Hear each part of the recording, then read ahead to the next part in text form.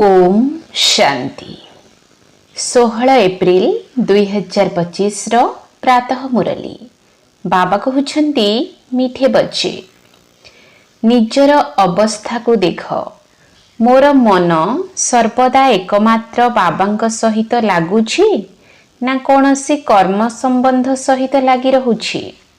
निजर अवस्था को देख मोर मन सर्वदा एकमात्र बाबांक सहित लागुछि ना कौनसी कर्म संबंध सहित लागी रहुछि।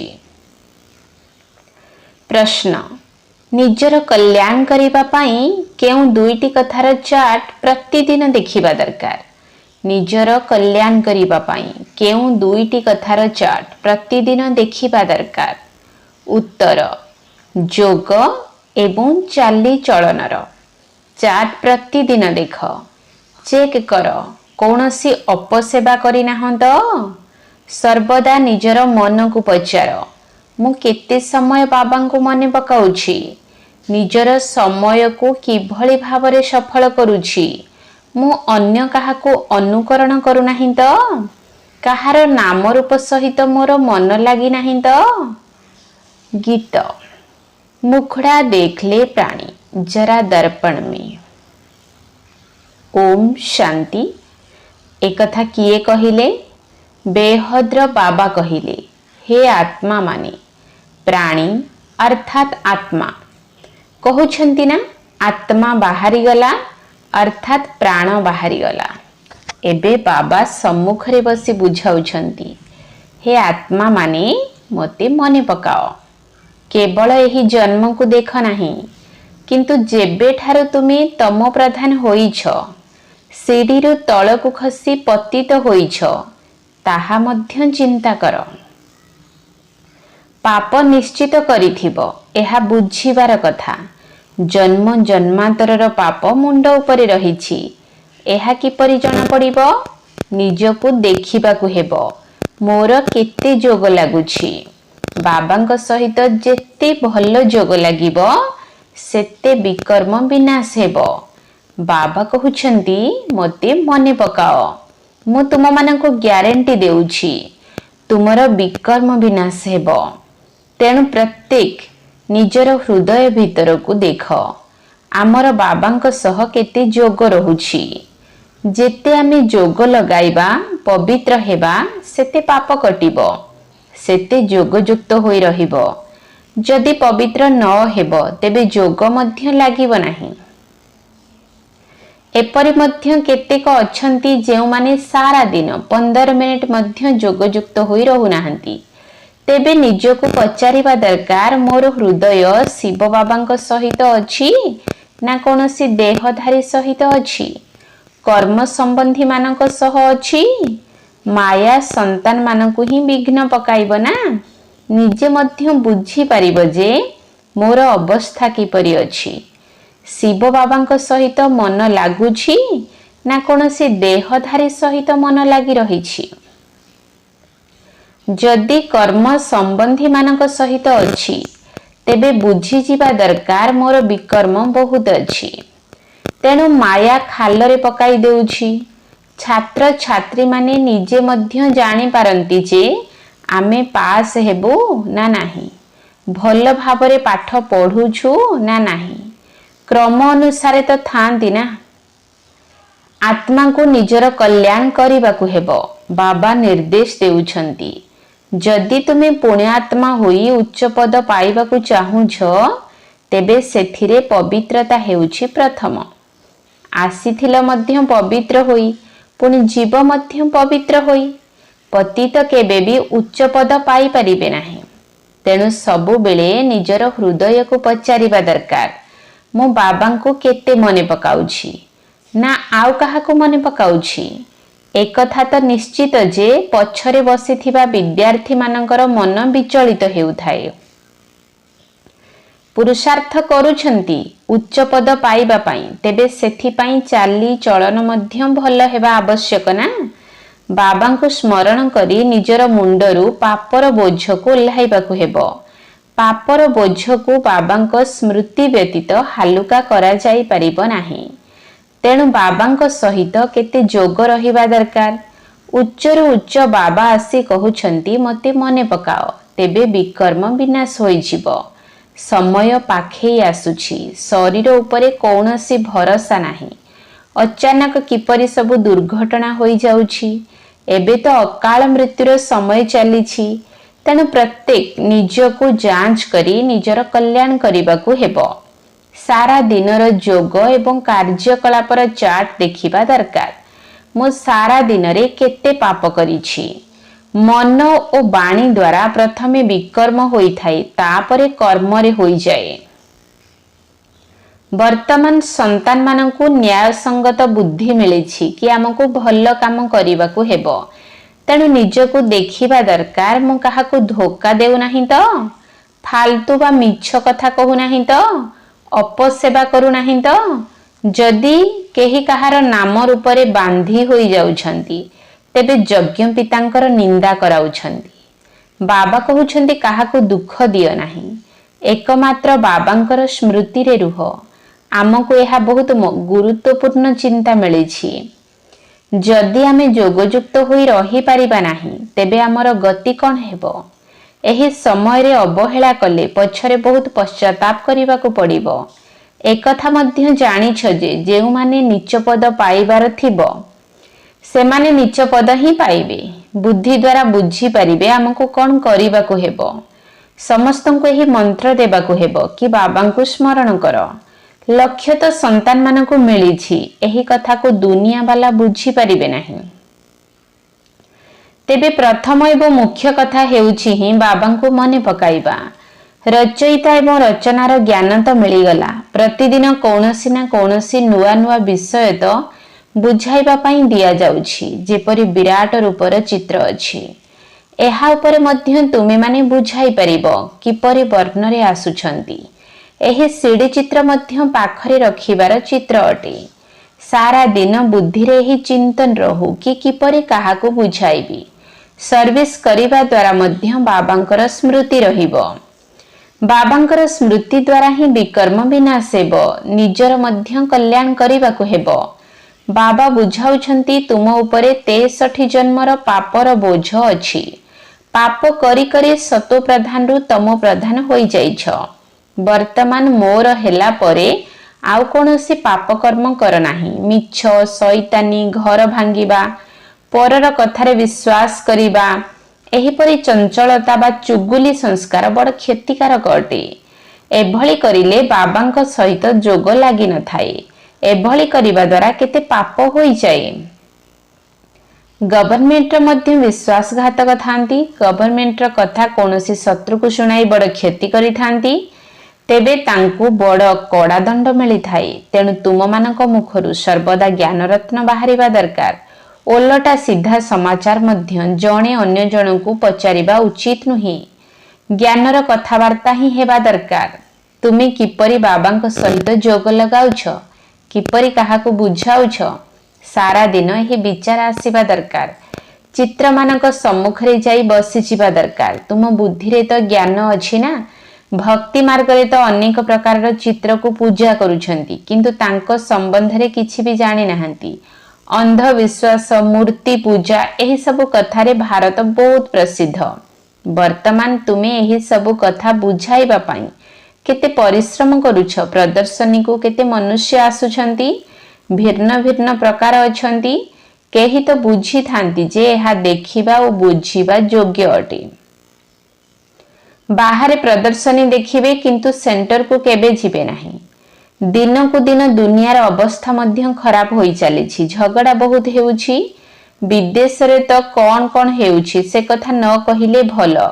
केते मनुष्य मृत्युवरण करूछंती। तम प्रधान दुनिया अटे ना। जदिओ कहूछंती बोमा तैयारी करिबा उचित नुहे, किंतु सेमाने कहूछंती तुम पाखरे तो बहुत रखिछ, तेबे आमे काहींकी तैयारी न करिवो।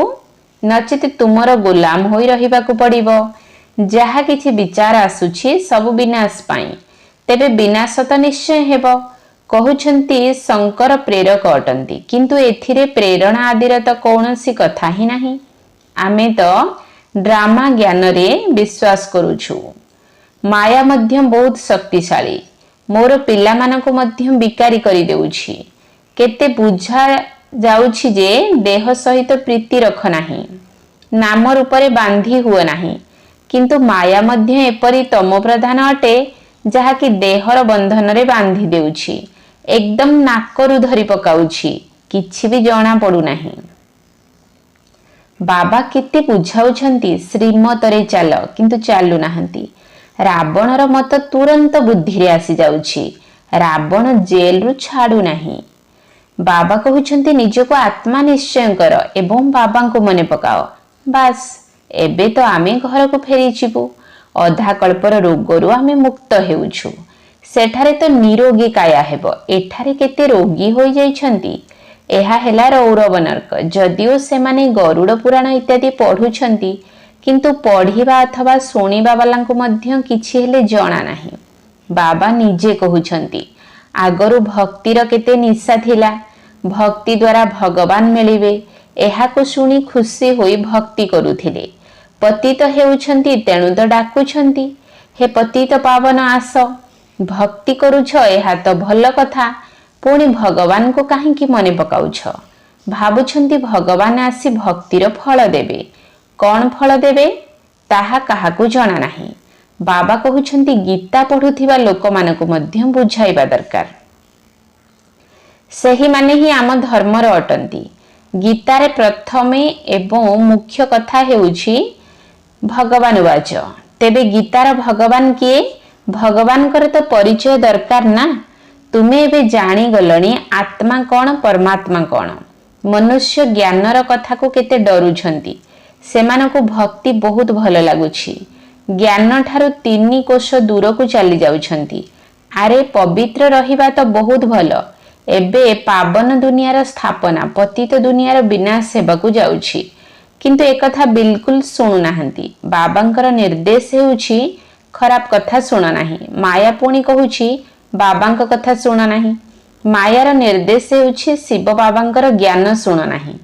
ମାୟା ଏପରି ଜୋରରେ ଚାପୁଡା ମାରୁଛି ଯେ ବୁଦ୍ଧିରେ ବାବାଙ୍କ ସ୍ମୃତି ହିଁ ରହୁନାହିଁ। ବାବାଙ୍କୁ ସ୍ମରଣ ହିଁ କରିପାରୁନାହାନ୍ତି। କେବଳ ମିତ୍ର ସମ୍ବନ୍ଧୀ ଦେହଧାରୀ ମନେ ପଡିଯାଉଛନ୍ତି। ବାବାଙ୍କର ଆଜ୍ଞା ମାନୁନାହାନ୍ତି। ବାବା କହୁଛନ୍ତି କେବଳ ମୋତେ ମନେ ପକାଅ, କିନ୍ତୁ ସେମାନେ ଅବଜ୍ଞାକାରୀ ହୋଇ କହୁଛନ୍ତି କି ଆମକୁ ଅମୁକର ସ୍ମୃତି ଆସୁଛି। ଦେହଧାରୀ ମନେ ପଡ଼ିଲେ ପୁଣି ଅଧୋଗତି ହେବ। ଏହି କଥା ପ୍ରତି ତ ଘୃଣା ଆସିବା ଦରକାର। ଏହା ବିଲକୁଲ ଛି ଛି ଦୁନିଆ। ଆମ ପାଇଁ ତ ନୂଆ ସ୍ୱର୍ଗ ଦୁନିଆର ସ୍ଥାପନା ହେଉଛି। ତୁମକୁ ବାବା ଏବଂ ସୃଷ୍ଟି ଚକ୍ରର ପରିଚୟ ମିଳିଛି, ତେଣୁ ଏହି ପାଠ ପଢ଼ାରେ ଲାଗିଯିବା ଉଚିତ। ବାବା କହୁଛନ୍ତି ନିଜ ଭିତରକୁ ଦେଖ। ନାରଦର ଉଦାହରଣ ମଧ୍ୟ ରହିଛି ନା। ତେଣୁ ବାବା ମଧ୍ୟ କହୁଛନ୍ତି ନିଜକୁ ଦେଖ। ମୁଁ ବାବାଙ୍କୁ ସ୍ମରଣ କରୁଛି, କାରଣ ଯୋଗ ଦ୍ୱାରା ହିଁ ପାପ ଭସ୍ମ ହେବ। ଯେକୌଣସି ପରିସ୍ଥିତିରେ ଶିବ ବାବାଙ୍କୁ ମନେ ପକାଇବାକୁ ହେବ। ଆଉ କାହା ସହିତ ସ୍ନେହ ରଖିବା ଅନୁଚିତ। ଅନ୍ତିମ ସମୟରେ ଶିବ ବାବାଙ୍କ ସ୍ମୃତିରେ ଶରୀରରୁ ପ୍ରାଣ ବାହାରି ଯାଉ, ଶିବ ବାବାଙ୍କର ସ୍ମୃତି ରହୁ ଏବଂ ସ୍ୱଦର୍ଶନ ଚକ୍ରର ଜ୍ଞାନ ବୁଦ୍ଧିରେ ଥାଉ। ସ୍ୱଦର୍ଶନ ଚକ୍ରଧାରୀ କିଏ ଏକଥା ମଧ୍ୟ କାହାକୁ ଜଣା ନାହିଁ। ବ୍ରାହ୍ମଣ ମାନଙ୍କୁ ମଧ୍ୟ ଏହି ଜ୍ଞାନ କିଏ ଦେଲା? ବ୍ରାହ୍ମଣ ମାନଙ୍କୁ ଏହି ସ୍ୱଦର୍ଶନ ଚକ୍ରଧାରୀ କିଏ କରାଉଛନ୍ତି?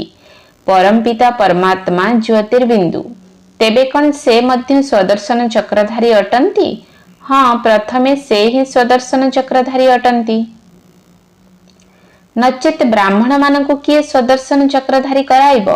ସାରା ସୃଷ୍ଟିର ଆଦି ମଧ୍ୟ ଅନ୍ତର ଜ୍ଞାନ ତାଙ୍କ ପାଖରେ ଅଛି। ତୁମମାନଙ୍କର ଆତ୍ମା ମଧ୍ୟ ଏବେ ସ୍ୱଦର୍ଶନ ଚକ୍ରଧାରୀ ହେଉଛି। ସେ ମଧ୍ୟ ଆତ୍ମା ଅଟନ୍ତି। ଭକ୍ତି ମାର୍ଗରେ ବିଷ୍ଣୁଙ୍କୁ ଚକ୍ରଧାରୀ କରିଦେଇଛନ୍ତି। ପରମାତ୍ମା ତ୍ରିକାଳଦର୍ଶୀ, ତ୍ରିମୂର୍ତ୍ତି, ତ୍ରିନେତ୍ରୀ ଅଟନ୍ତି। ଆମକୁ ସ୍ୱଦର୍ଶନ ଚକ୍ରଧାରୀ କରାଉଛନ୍ତି। ତେବେ ସେ ନିଶ୍ଚିତ କୌଣସି ମନୁଷ୍ୟ ଶରୀରରେ ଆସି ଶୁଣାଇବେ। ରଚନାର ଆଦି ମଧ୍ୟ ଅନ୍ତର ଜ୍ଞାନ ନିଶ୍ଚୟ ରଚୟିତା ହିଁ ଶୁଣାଇବେ ନା। ରଚୟିତାଙ୍କ ବିଷୟରେ ହିଁ କାହାକୁ ଜଣା ନାହିଁ। ତେବେ ରଚନାର ଜ୍ଞାନ କେଉଁଠାରୁ ମିଳିବ? ଏବେ ତୁମେ ଜାଣୁଛ ଶିବ ବାବା ହିଁ ସ୍ୱଦର୍ଶନ ଚକ୍ରଧାରୀ, ଜ୍ଞାନର ସାଗର ଅଟନ୍ତି। ସେ ଜାଣିଛନ୍ତି ଆମେ କିପରି ଏହି 84 ଜନ୍ମର ଚକ୍ରରେ ଆସିଛୁ। ନିଜେ ତ ପୁନର୍ଜନ୍ମ ନେଉନାହାନ୍ତି। ତାଙ୍କ ପାଖରେ ସୃଷ୍ଟିର ଜ୍ଞାନ ରହିଛି, ଯାହାକି ଆମକୁ ଶୁଣାଉଛନ୍ତି। ତେଣୁ ପ୍ରଥମେ ତ ଶିବ ବାବା ହିଁ ସ୍ୱଦର୍ଶନ ଚକ୍ରଧାରୀ ଅଟନ୍ତି। जी कि आमको स्वदर्शन चक्रधारी करुछंती, पवित्र करुछंती। काहेकि ना पतित पावन से ही अटंती, से रचयिता मध्य अटंती। बाबा पिला मानकर जीवनी को जानी ना, शिव बाबा ब्रह्मा द्वारा स्थापना कराउछंती, करन करावनहार अटंती ना। एही कथा को तुमे माने मध्य शिख एवं अन्य मानकु मध्य शिखाओ। बाबा पाठ पढ़ाउछंती एवं कहउछंती अन्य मानकु मध्य पढ़ाओ। तेणु शिव बाबा ही तुमको स्वदर्शन चक्रधारी करुछंती, कहउछंती मो पाखरे सृष्टि चक्रर ज्ञान थिबारु तो मु तुम मानकु सुनाउछि। तेबे तुमे 84 जन्म किपरि नेउछ? एही 84 जन्मर कहानी बुद्धि रे रहिबा दरकार। एही कथा बुद्धि रे रहिले मध्य तुमे माने चक्रवर्ती राजा होई परिबो। एहा हेउछि ज्ञान। बाकी जोग द्वारा ही पाप कटि थाए। दिन सारा चाट बाहर कर। जोग न करिले चाट कौन बाहर करिवो? सारा दिन रे कौन कौन करिलो एक कथा तो मने रहुछि ना। एपरि मनुष्य मध्य अछंती जे माने निजर चाट रखि थांती। केते शास्त्र पढ़िली, केते पुण्य कली। तुमे माने मध्य चाट रखुछ। केते समय बाबांको मने पकाइली, केते खुशी रे रही बाबांकर परिचय देली। बाबांक द्वारा जहा ज्ञान मिलुछि ताको बारंबार चिंतन मंथन कर। जे ज्ञान मिलुछि ताको बुद्धि रे रख। प्रतिदिन मुरली पढ़। एहा मध्य बहुत भल।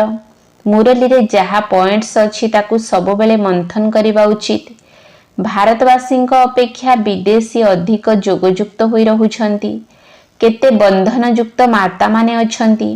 बाबांको केबे देखि मध्य नाहंती, किंतु बाबांको केते मने पकाउछंती। तांकर निशा सब बेले चढ़ी रहुछि।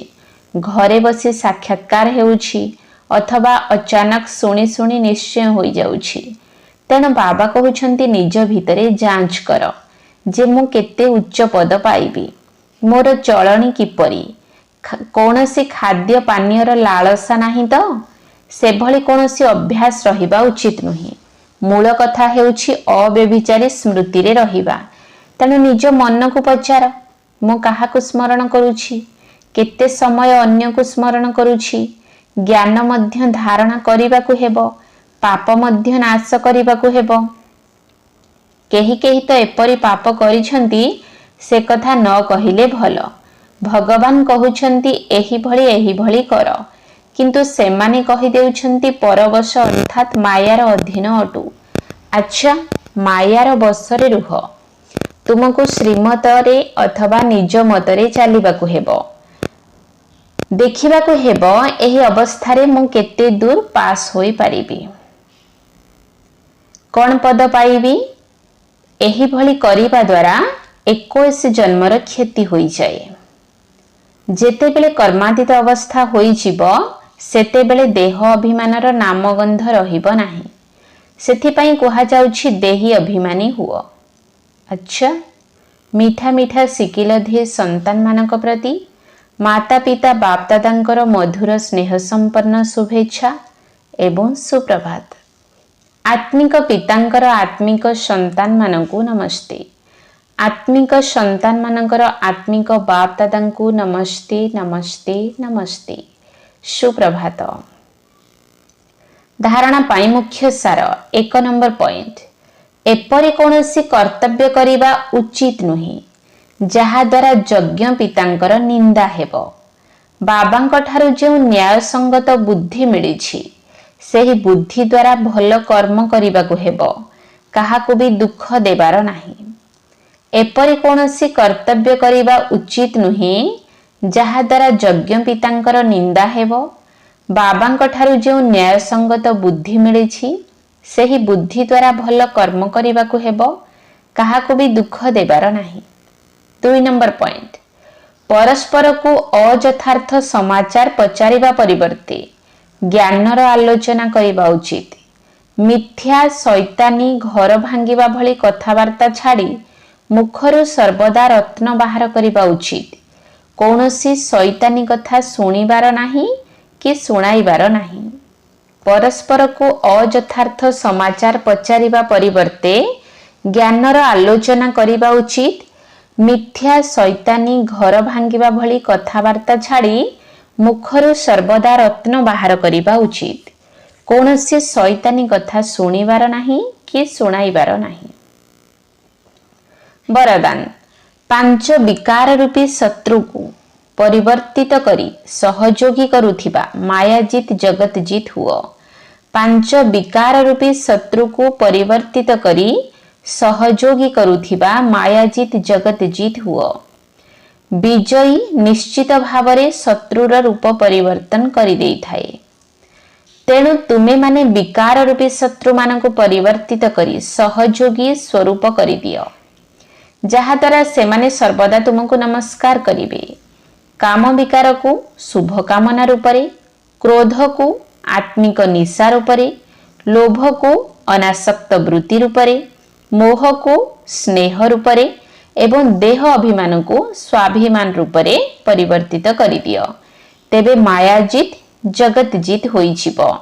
स्लोगान सही सुनारे मोर पणिया ही खाद अटे, जहाकी मूल्य को कम करि देई थाए, सेथिपाई मोर पणिया को समाप्त कर। सच्चा सुनारे मोर पणिया ही खाद अटे, जहाकी मूल्य को कम करि देई थाए, सेथिपाई मोर पणिया को समाप्त कर। ओम शांति।